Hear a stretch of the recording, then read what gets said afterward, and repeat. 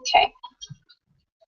So this is my website, and this is Melissa. I'm going to be teaching her about Asian Americans, and we're just going to look through, and if we come across any questions, then we'll just explain as we go along.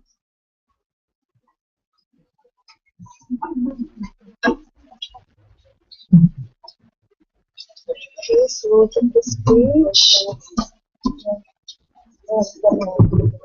It's all about the immigration.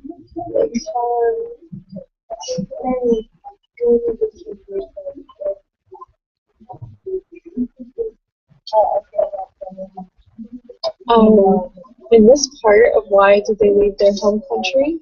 Mm-hmm. And that you're talking about it. Yeah, I think you're talking about what jobs did they, maybe I haven't got to it, but what jobs were they seeking when they came here? Just kind of any jobs. They were looking more for like, they would get the jobs that like white people didn't really want, so they become like coal miners, Mm-hmm. and then they would work as construction workers. Mm-hmm. Okay. And but they didn't.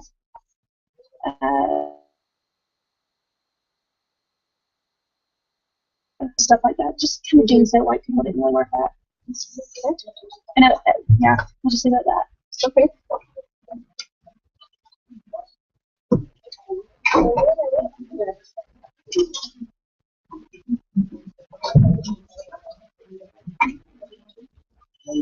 By economic competition, when they, how other people viewed them, was that because they were taking some of these jobs, or? Mm-hmm. Okay. So a lot of the white people were getting really upset because here the Asians are, they're coming in and they're taking away these jobs, but the white people didn't want to work those jobs. But these jobs are, jobs that white people can work in, and so there's a lot of competition for those jobs. Even like it was kind of a contradiction because I don't know. It was just a really, really big contradiction.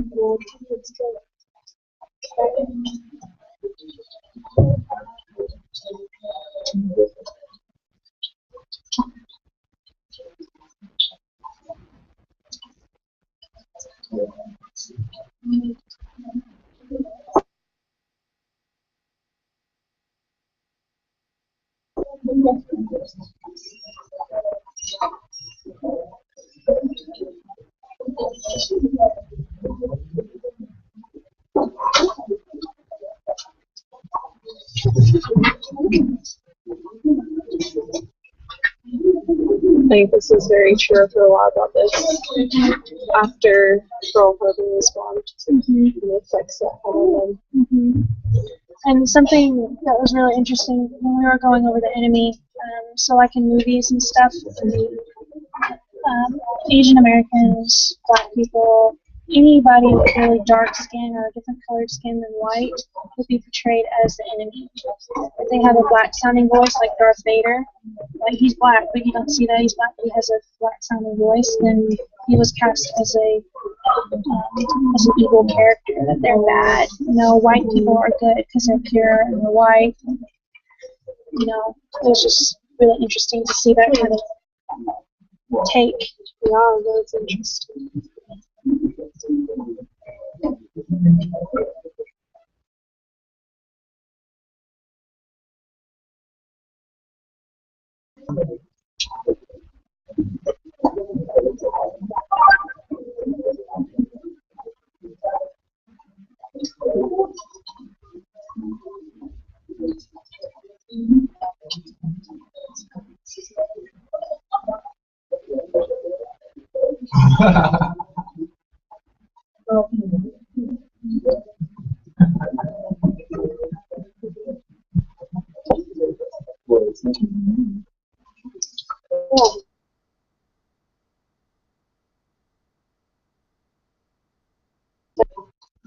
Wait.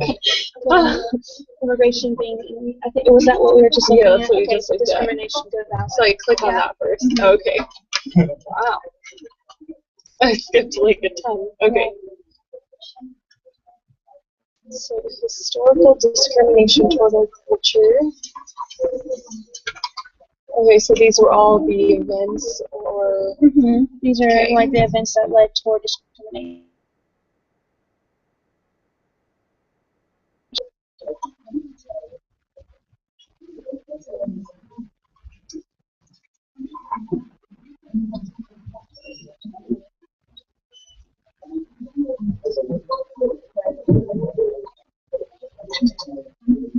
So, see, I tried to keep it brief. Yeah. It's extensive. Yeah. No, this is good because you summarize each of these different events. Several of these I'm familiar with. I thought the massacre was pretty interesting because, like, I just never. Because all these Chinese miners and. Yeah.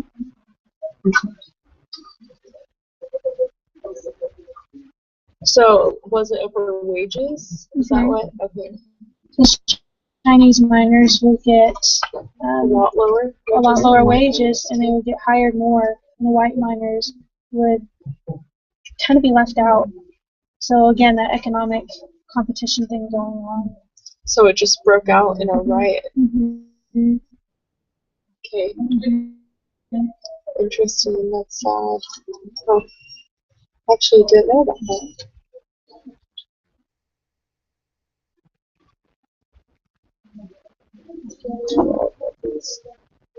Okay, should I go to the next one? So now I click on this. Okay. So this is basically just talking about the discrimination against Asians. They suffer through a lot of stereotypes. And one of the stereotypes is model minority, and they're basically a race that starts with nothing, but if they work really, really hard, then they can achieve and stuff. And these are like positive traits. And you know, Asians as a whole seem to be hardworking, and they're studious, and they're intelligent, and they're productive, and so they're just a really high class race, I guess. So if you look at, like, let's say for instance blacks, their stereotype is that they don't have, you know, they're not smart, that they seem ignorant and stuff like that. Well, this model minority, they have positive traits, positive stereotypes that's assigned to them. Okay. So, and another stereotype that they deal with is strict upbringing. So a lot of people think that, you know, that since Asians have strict parents, then they're, you know, they have no questions asked. Or, That's good. Yeah, I've heard those. For this one especially. The strict upbringing. And then this is more about the discrimination. Is that right? So you have like the results of discrimination. So you have like segregation and exclusion. Okay. Asians were segregated, just different groups. And then exclusion, white people were excluding them from coming into certain atmospheres. Sort of like kind of what we were doing when the blacks were being segregated and stuff. We weren't allowing Asians to do certain things. Okay. So. Interesting. You don't hear about that a lot. Because it seems like they're included all the time. Yeah. That's very true. So the way that they adapt this is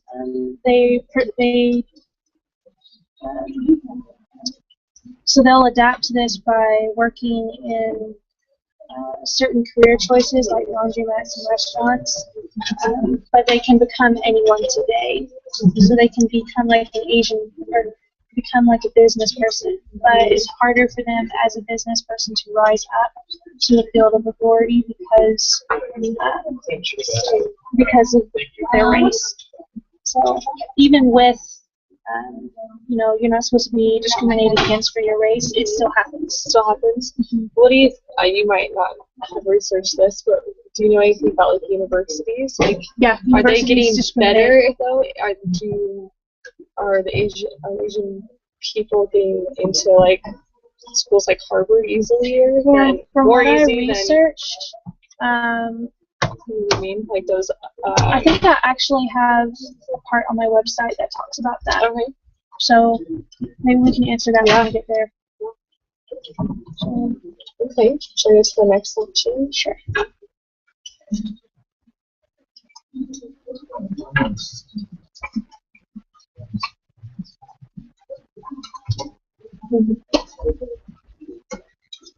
Do you want to push this button for me upstairs? This one? Yeah.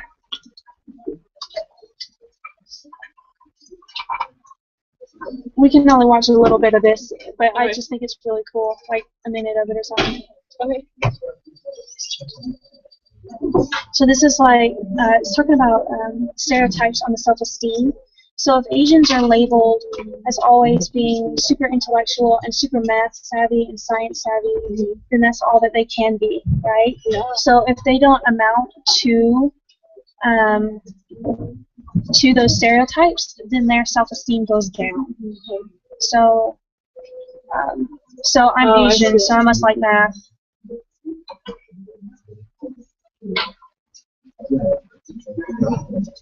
So this is just explaining several different types of stereotypes. I'm going to see if we can go in the middle. And this is talking about Indians. Okay. Maybe this wasn't.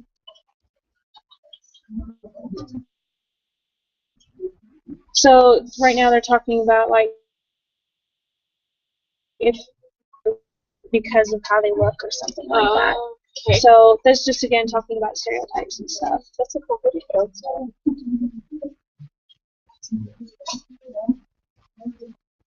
Okay, I'm going to go ahead and close out of that. But I just thought it'd be a cool way to talk about stereotypes and stuff. That is, that's really cool.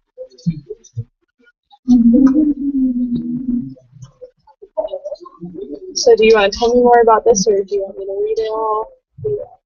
This is just basically talking about externalization, objectification, and internalization. So a really simple way to explain it is there's certain culture norms that we absorb in society. So like for instance, used to, it was okay for women to have really hairy legs. It was totally the norm, it was alright. And then one day somebody came in and was like, hey, I want to shave my legs. And somebody liked that. So they externalize that like. Okay, so they're like, I want to copy that. And so by copying that, it's like they're objectification, they're objectifying it, they're making it a part of society. So now one person's doing it, well, now another person's doing it, and then another person. And eventually, this behavior is internalized, and so then it becomes a society norm that having hairless legs is actually sexy on a woman instead of having super hairy legs. So that's the difference here. And basically what I did here was I just kind of applied Asians and that, so like stereotypes and stuff. So yeah. So true, yeah. Pitch Perfect is one example of yeah. Okay. So very cool. That's interesting. Okay. So was that it in this one? I think it was. There's one more. Oh, one more. Oh, this is just our group discussion about racism. You will like this video. Okay.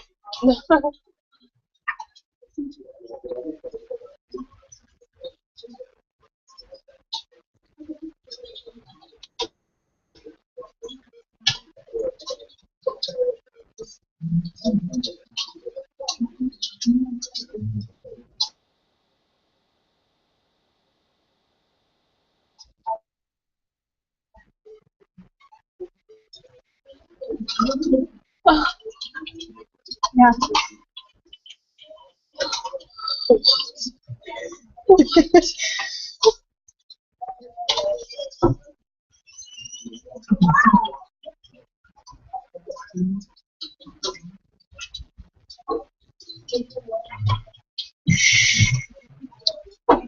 That's so great.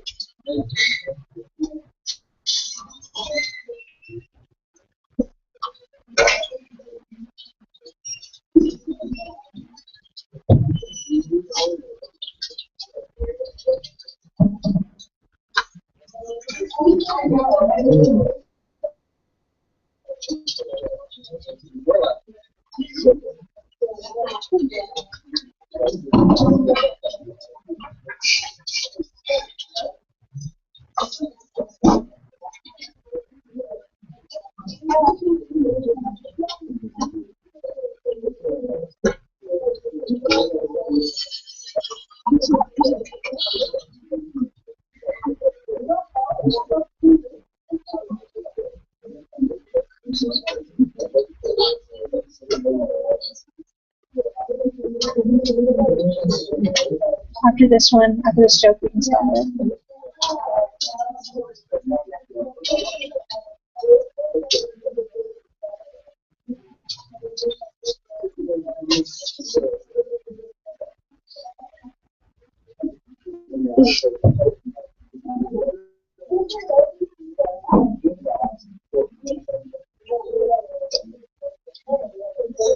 Yeah, isn't that awful?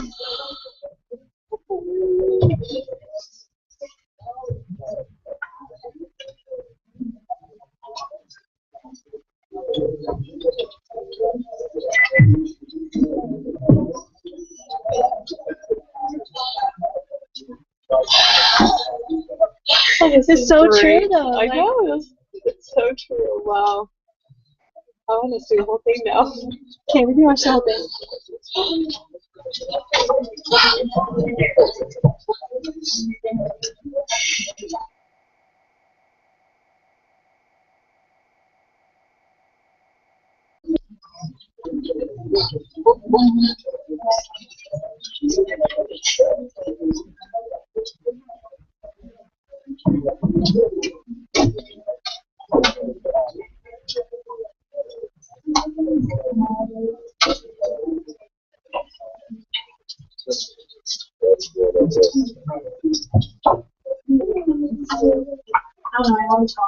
Sorry.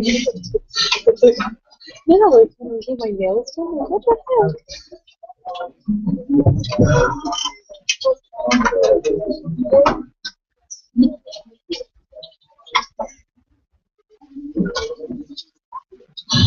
Oh my goodness.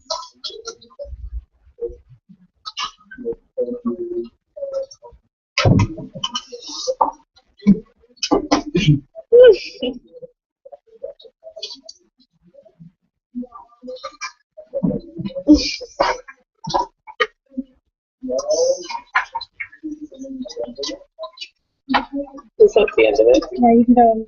That's fine.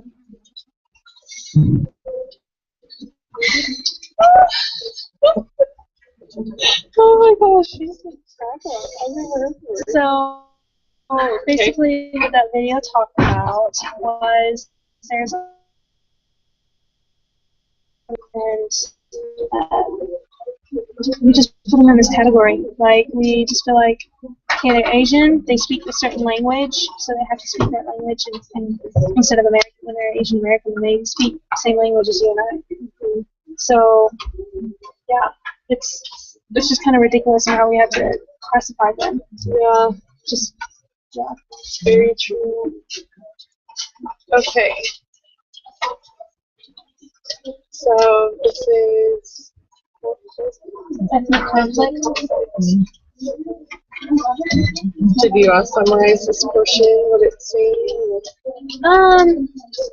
I guess summarizing it, they're still seen as unfair competitors because they're a threat to the economy. Yeah, because they've stolen jobs, kind of like what we were talking about earlier. Okay. So, yeah, and how Asia is doing a lot better in its economy than America is. Mm-hmm. So the problem that arises from this is that there could be new discriminations against U.S. Yeah. Against U.S. exports. Yeah. I was just thinking maybe that I was reading it and I was like, oh, maybe that doesn't really make sense because, I mean, new discriminations could be against U.S. exports, but I think it's covered. That's okay. That looks great though. Causes of the ethnic conflict. Mm-hmm.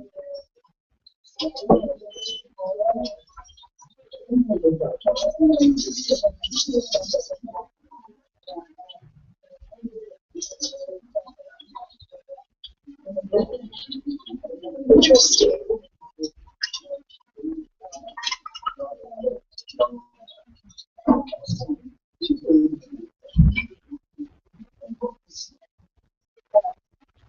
Okay. Yeah, I don't know much about any of this. This is cool. Do I click on this first? Sure. Okay.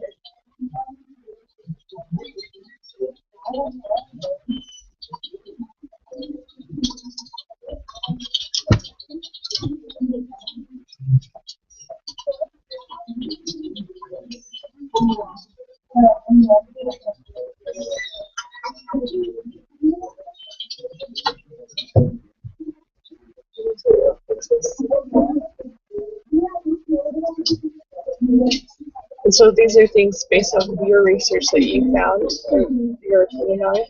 Cool. Okay.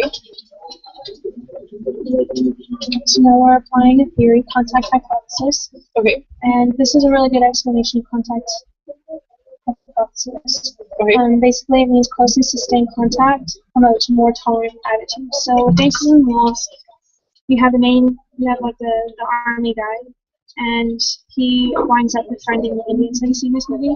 I haven't. I've heard of it. I have not seen it. It's really, really good. Yeah, I've heard it's really good. It's good. But he winds up befriending these Indians, and he has to communicate with them. Since they don't speak his language, he has to use like, this is buffalo or something. You know, he's trying to communicate with them and stuff. And so this little clip is just like an example. Part of it. Yeah, you can watch out part of it.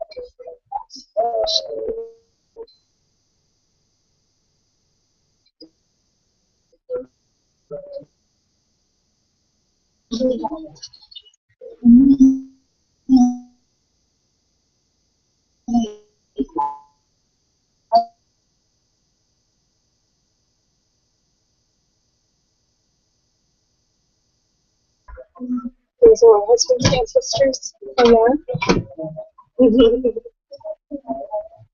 Oh, So I see. it's buffalo. This guy, he's like super impatient. This guy's actually being okay. Let's hear him out, sort of. He's the chief. Okay.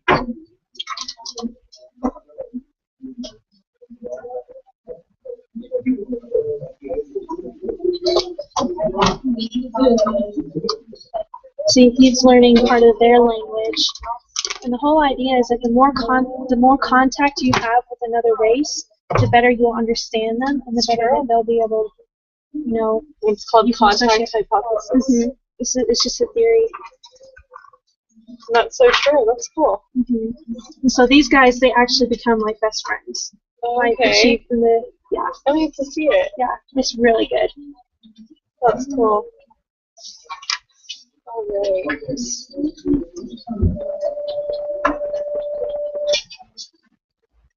So is this kind of what you told me about? Yeah, this is the solution. But I just kind of made a joke. Just let the U.S. dominate. Economics and equality will be solved. But basically, just kind of giving Asians a chance to, pass on some of the way that they do economics to the United States. Maybe the United States would actually do better with economics if they could see how another culture does theirs, and they can like maybe apply some of the things that they like, and maybe they would actually, kind of work together. Okay, sort of thing. Cool.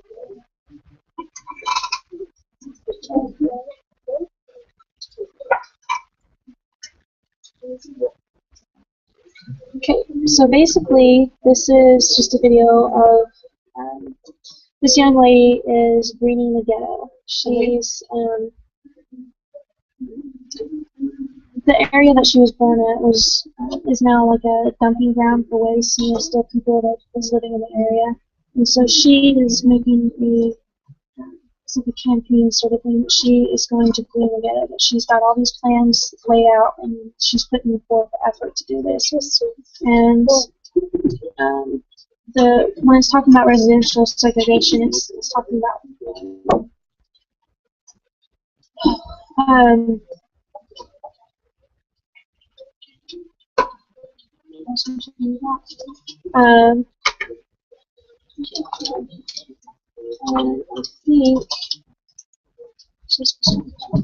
Oh, oops.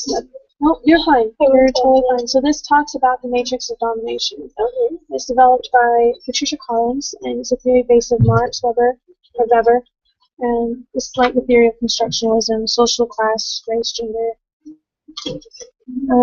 Basically, it means corresponding systems of inequality that are interconnected. So you have I'm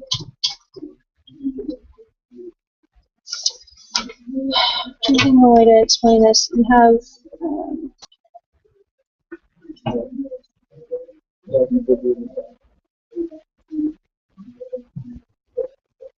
so you have inequality within races. So like with white people, you have the wealthy and you have the poor, right? So the idea is that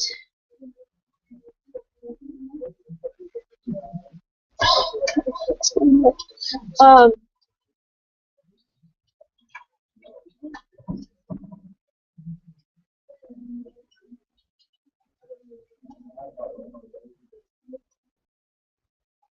okay, so wealthy people deserve that they have money because they've worked really hard, they've gone up through the social ladder, they've achieved a lot, and so they deserve what they have, right?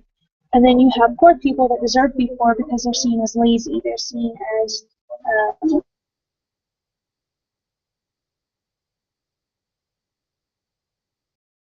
or something like that. So um,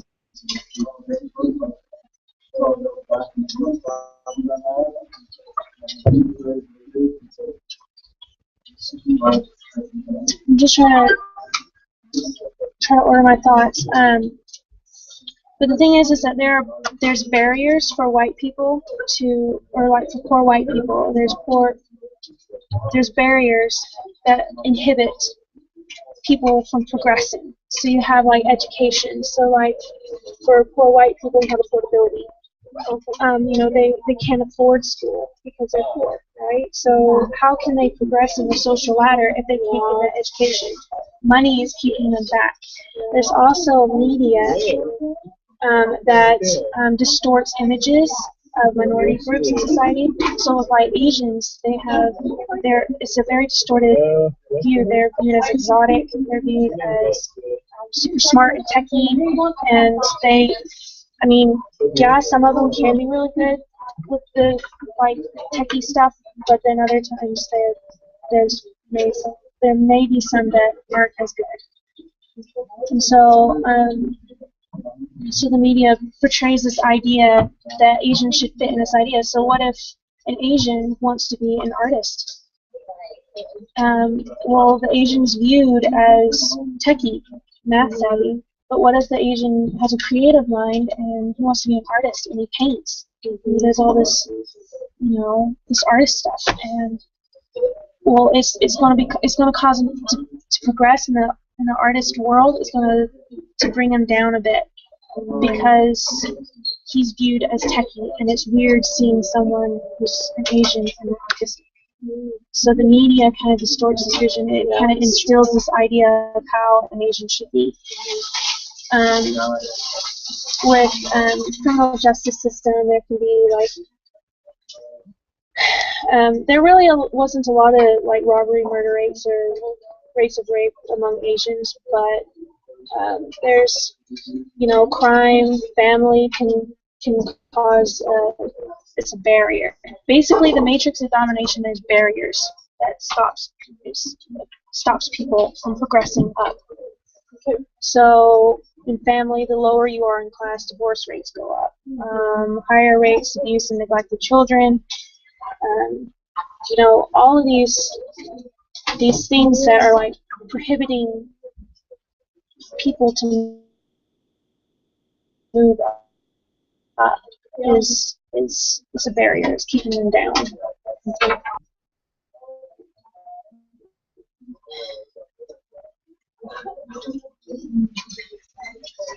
There's just, I guess what I'm trying to say is that with Asians,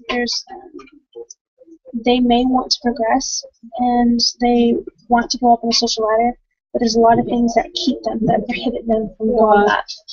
Along with a lot of races, I think, too. So like with like poor whites and blacks and all that kind of stuff. Yeah. So and then this is like pertaining to the workplace and environment. So in the beginning, Asian Americans had a really hard time in the working field. They worked, like I said earlier, coal mining jobs and stuff like that. But the influence of social policy and public attitudes toward the Asian knowledge. Okay, so self-employment became a really prominent mode of work for many Asian Americans because for general reasons. There really isn't very much labor market discrimination, ethnic resources, structural opportunities, and class resources, so they can kind of band together and kind of have their own thing going on instead of having to deal with these discriminatory things among the whites. So that's why you see, a lot of nail salons are run by Asian Americans, but most of the time they only hire Asian Americans. Mm-hmm. So true. I guess they could be a little discriminatory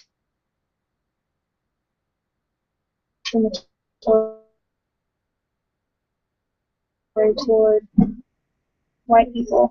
You look at it that way, but it's going to be in the things more than anything. Interesting. You can look at. You saw how many times gang members and whites. Oh, that totally disproves that. I didn't realize that until.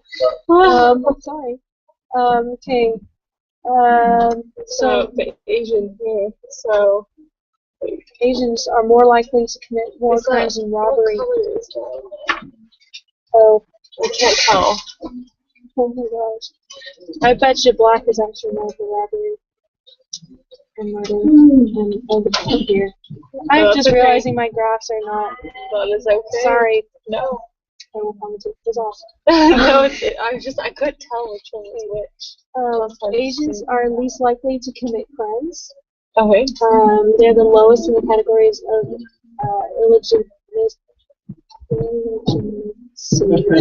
school failure, poverty, welfare use, and teen pregnancy. So they're kind of a good group. They kind of go to good name. Okay. Yeah, so those graphs show that. Yeah. Yeah, they do. They do. Okay. And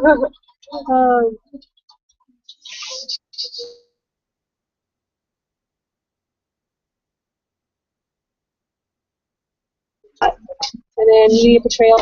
I think I've already gone over media portrayals a bit, but like the amount of research that I did, like I was going to do my paper for my theory class. I was going to do my paper about how the media affects their self-esteem and how it really harms the image of Asian Americans. And so when I had to do this segment on the website, and I was like, yes, I've got this done because I've got all this research. Yeah. And it's really awesome. But basically, in sum, the media portrays Asian Americans in a stereotypical light, and this persuasion influences people into thinking that Asian Americans are the way that they are.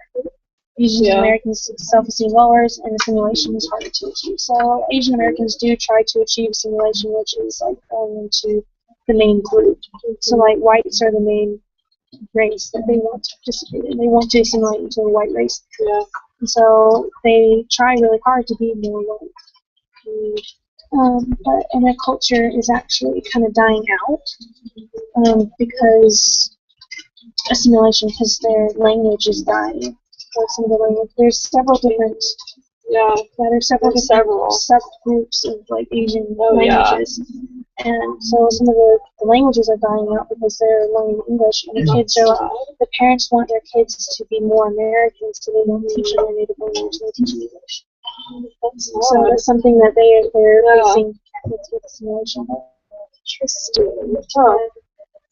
But that is my awesome websites, and I actually have this way cool poem that I want to conclude with. Okay. I'm not going to make you watch it because it's six minutes long and it's super, super depressing, but the gist of it. So I'm just going to read it. From these slanted little eyes, I see more than you do. Behind these crooked teeth, I have a stifled voice. I long to speak, see beyond this far nose, these large lips, my height. I'll never be as tall as you are. In this line of foreigners, you have me figured out. We are all the same, not you and I, me, and the rest of them. Of course, I hate you too, but I have thought about why you hate me.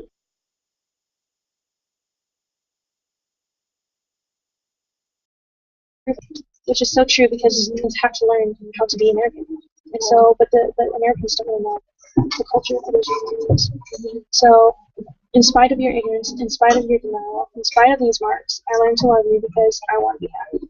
So the only reason why she wants, in spite of the fact that all of these things she hates about, some things that white people do toward the Asian culture, she wants to be happy. So she does all these things in order to fit in within society. So we were talking about media influences and how media will impacts that. I've gone over that quite a few times. But that is my website. You can call this number. It's what was it, Asian something. I put the word Asian in here. So yeah. Is it a real phone number? No. Oh, I looked on. I like Googled the phone keypad, and it said like I just did like Asian or something like that. It out. So I just spelled it out there. That's so creative. yeah, that's why I put it like the 888 thing.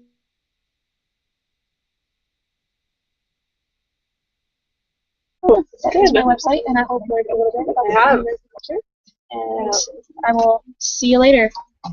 Okay.